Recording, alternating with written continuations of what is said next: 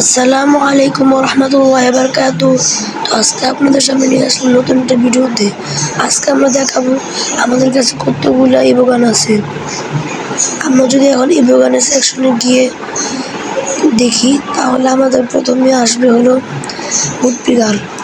Woodpecker হলো আমাদের 3 level. এখন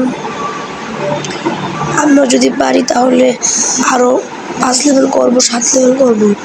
আরও নিচে গিয়ে যদি আমরা দেখি তাহলে দেখবেন M4 আমাদের কাছে আছে, M4।